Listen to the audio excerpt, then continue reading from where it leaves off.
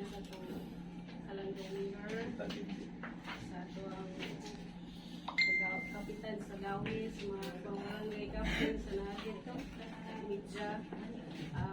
Ako akong pagpasalamat no nga gitagaan ko ang chance na agree na makadayon sa Dikasiya sa akong pamahan na si Alex Sison Senior. Naot ko na pinaagi sa tabang po ni Mayor kumuhat pa sa pagservisyo sa anang sa katawan sa barangay Gawin. Pinaagi po kay Kapitan. Pinaagi po sa atong Pilipinas iyang pagkuhan. Maibutang daghang salamat. Salamat kayo, Kagawad Hindi. Nagpasa na po ang barangay Gawin. Subo ang pagpanaw sa usakay gala sa leader. Leader na ko, sa ko ang sugod, sa ko ang pangindahay sa pagpangalagad, sa pagpanaw sa pagpangalagad, hindi sa tuwa syudad. Apan, adunay mawala nga na nilang pakitabo sa atuang kalibutan. Naapoy mutubo. Ang pagtubo niini pinaagi sa inyong duha sa inyong panagupong. Of course, ni Kap Larry Ramirez, ni Kagawad Kevin Sison. Kung sa may mga nasugan, ni Kap Alex Sison, nga ako na daang isuportahan. Sama sa akong isulti, yan itong naghatag ko theology. Ito sa misa, katapos ang misa, sa gilubong, si Kap Sison, ingon ko sa inyo ang dawis. Dili lamang kana kabay-bayunan, dili lamang lugar na diin magpahanginta. Kaya kana ato ang gi-transform. Iusab nato, himo nato na usa ka lugar na makahatag og dungag nga kasigla sa ekonomiya sa ato ang syudad. Diin maka-generate kana og daghan pang lihok pang ekonomiya, diin makahatag og kagahinan sa katrabahuan, kahigayunan sa kanegosyohan. Kay isa na sa mga nakita na kong problema, nagkadaghan na yun ang tao diri sa syudad sa Ligos, gusto silang at magnegosyo. Kunya, sarang nilang nahuna-unang magnegosyo, bahala na lang mo. Kuhaan silang lamisa niya, musingit-singit silang lamisa ng atong palengke. Muna napuno na yun na siya og saibong. So nagkinahanglan dungag na mga lugar nga kanegosyohan. Kinahanglan magpabibo kog mga lugar. Kinahanglan ang mga tourism destination ako ang paninduton para mas daghan pa, mudubli pa ang mga taong mudagsa diha. Kana bitaw magpuyo kag barangay, kita ka ng tindahan, kung naamoy 500 ka 100 ka tao diha. Forecasted na napila atong kitaon sa usa ka buwan. Kung may 100 ka tao, na ipulo ka tindahan, pero kaning ato ang pag-imbita na ma-attract ang ubang mga tao na yung nagigikan sa laing mga munisipyo, makadungag ka na sa kita. Mao bitaw na karong padikusan, isgot man tagawis, diya nagyapon ang venue, regular venue. For 2 consecutive, ikatulo na ni karon nga diha ang venue sa atong padikusan. Matud pa sa mga naninda diha, ang ilang kitaon sa usa ka tuig, gikita lamang nila mga kapitan o opisyales diri og mga higalan ng Senyor. Gikita lamang nilang 5 adlaw. So matag kalihukan nga akong gihimo, makadungag mudubli sa inyong kita sa usa ka tuig. Dingani ang atong gibuhat sa atong syudad. Maghimo tag quarterly activities para daghang mudagsa nga mga tao. Ang mudagsang mga tao, uhawon mo yun na, mukaon, mo inom, ay lang paghubog, ay lang pagmaoy. Buhi ang negosyo. Mga nga na ang beautiful man kayo, ang nindot man kayo, maanyag kayo ang ato ang syudad. Una, ang lokasyon. Gateway City of the South. In the South. Located in the South, Gateway City. Ikadua, beautiful landscape. Na ay kabay-bayunan, na ay murag bagyo. Asa na mo anak. Naatanan diri sa Ligo City apan kinahanglan ato mo invest, we should invest develop, to improve. And my strategy to sustain economic development is to distribute development, not confined in one place. Kung sa Bisaya pa, gikatag na ko. Thereby, maunang gi-create na ko ang 10 key development areas in Digo City that will give exponential development, pagpilo-pilo, multiplier effects of development, dili lang plus, kung dili mo multiply. That is now happening in Digo City, and we intend to continue it because that's the way for our people to improve their lives. And that's the way I can sustain the programs in the city of Digos, because every employment that I create, every business that will sprout, it adds to our annual income. Every additional income that we get each year, I can use it to increase the budget for scholarship, increase the budget for concreting of roads, increase the budget for local lingap, even explore strengthening the social pension of those senior citizens that until now they don't receive social pension from the national government.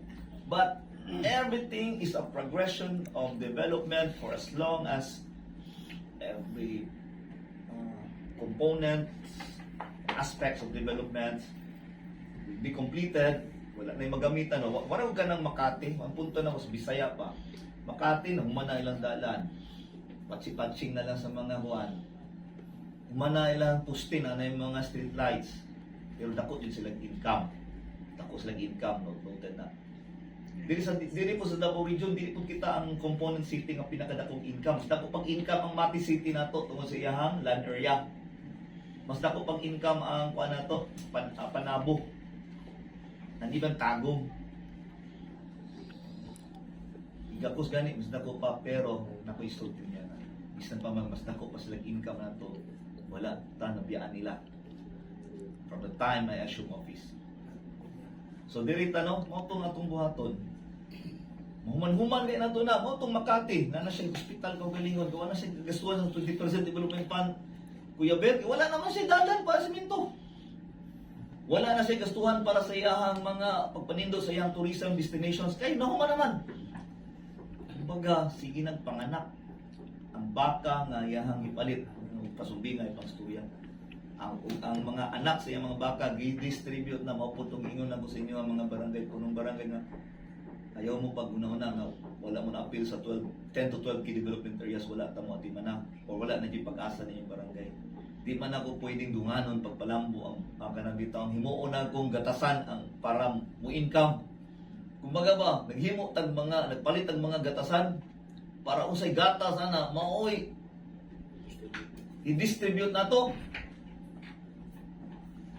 Dili man kinahanglan para mulambo ang usa ka lugar nga 26 jud himuon na tong gatasan. Magsugod sa tagdusi. Hangtod maamot rata diha.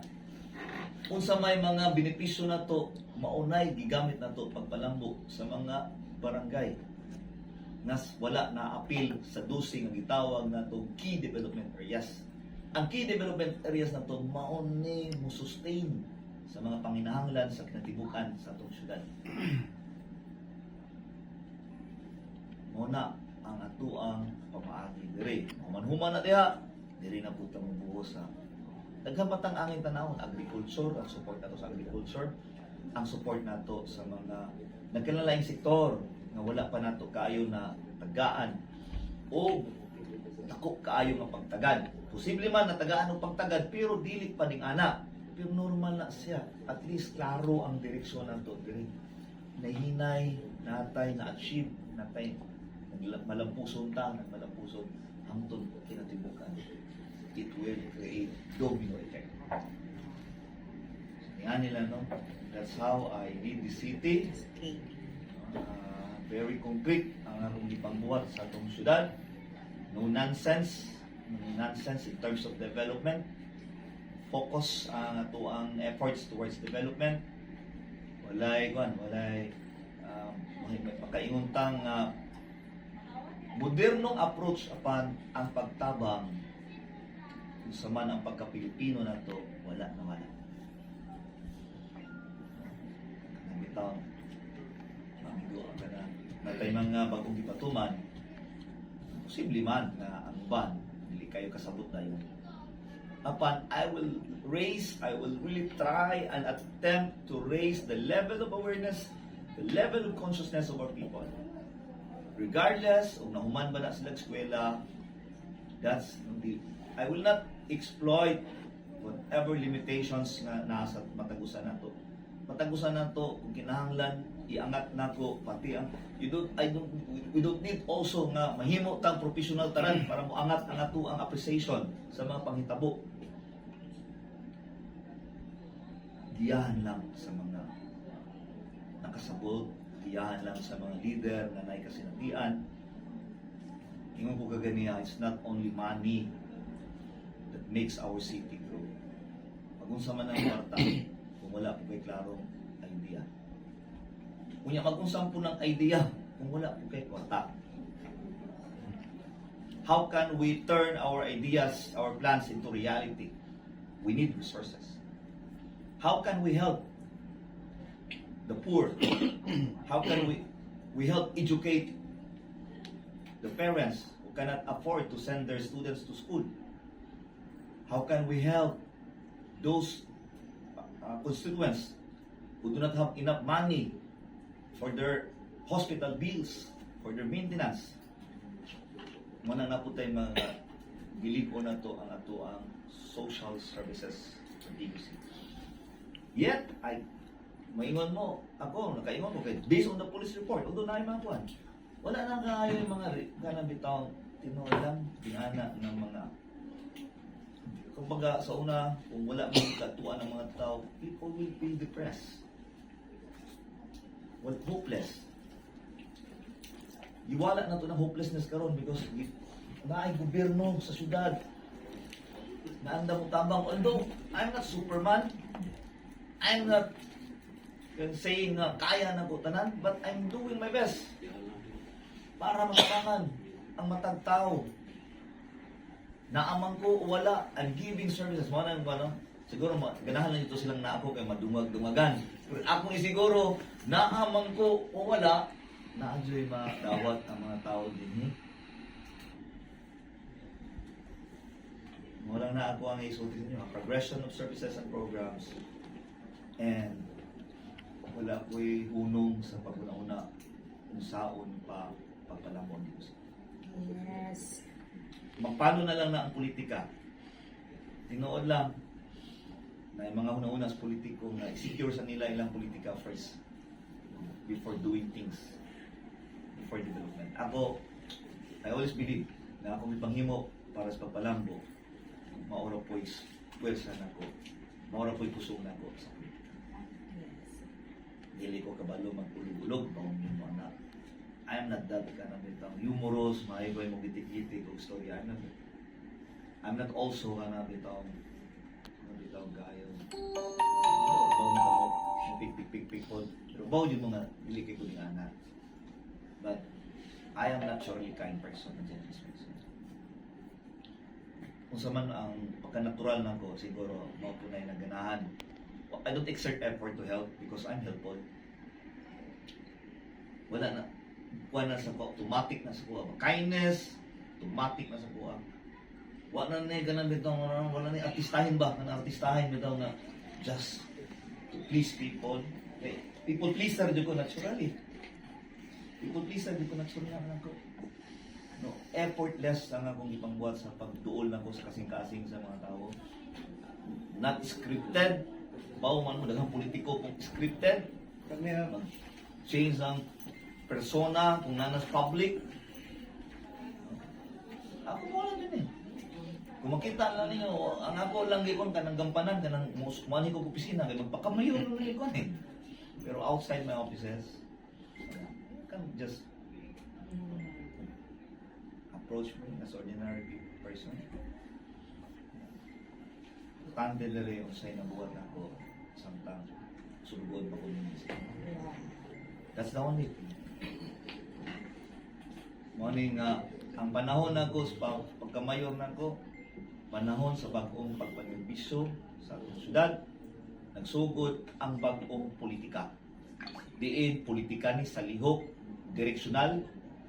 Pwede ko kahimong dalan, pero kani akong gihimo nga dalan aduna kini koneksyon sa mga pagpalambo nato sa unahan.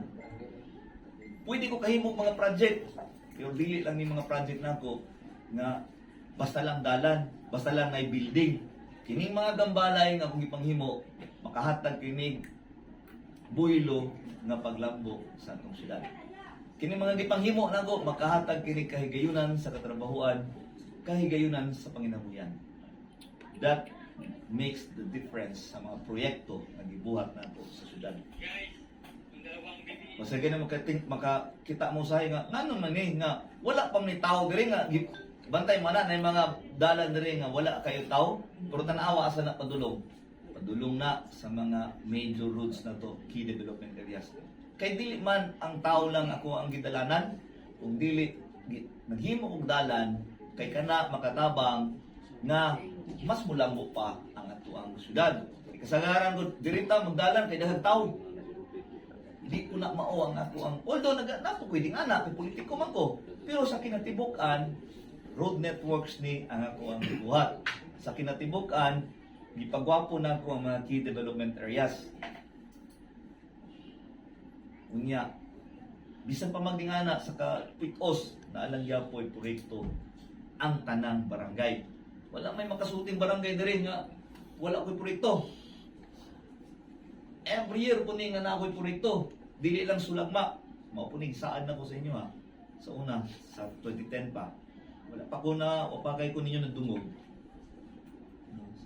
Salamat ko nga pag-abot sa 2019.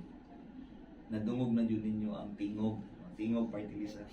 Nadungog na yun ninyo ang tingog sa nako, sa tinguha nato sa pagbalabo sa syudad sa Digos. Di po na po na ikamahay kabason wala po ninyo nadungog tungod kay lahi pa po ang inyong mindset sa politika sa panahon nga wala pa po. Hinaot nga pag-abot na ko medyo nakita ninyo ba nga although pareha man ta I maintain some traditional ways in politics, pero I also explored new ideas for development. I am so open-minded so far as new approaches for development is concerned. Mo lang ni open lang ka, open. And also open for ideas and suggestions. I don't monopolize na ako lang ako. I need people who can work. I need the barangay captains, of course. I need the people on the ground. I need to understand their situations. And then I will guide them. Kaya mas maka-guide man ta. Dili lang ko. Kato mga leaders dili, maka-guide ta sila, makagiya ta sila silang paghuna-una. We will not allow them na ma-stuck sa una-una, sa mindset nga dili maka-asenso sa katao. If you wish to be a leader, then inspire them, influence them into a better thinking. Don't leave them. Although leaving them, kung ikaw politika, bahala ding anak lang na kayo, ma-exploit man tika, magamit tika, sunuran lang tika. No. Let them grow also by trying to change their mindsets and thinking. Because everything starts with clear thoughts, clear thinking. When you have that, I told you, better vision, clearer direction. Better vision starts from clear thinking. And I told you, be better.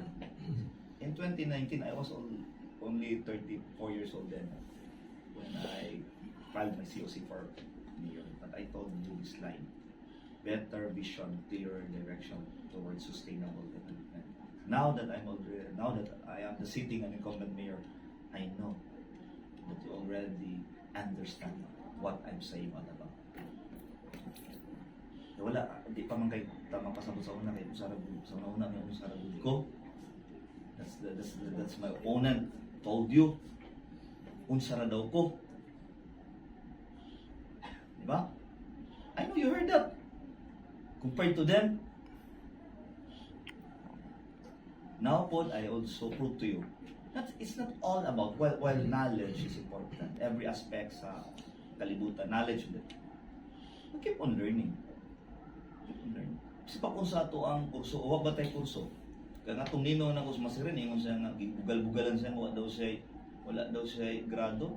Masarap may tubag niya, grabe po ng pag-FBI na, nag-grado akong antipara. Ako pa ba nga. But learning is not only for those who are professionals. Learning is not only for those who finish studies. Everyone can learn. Anong mingon ba na? Because o kurso, lupigon, kurso nila.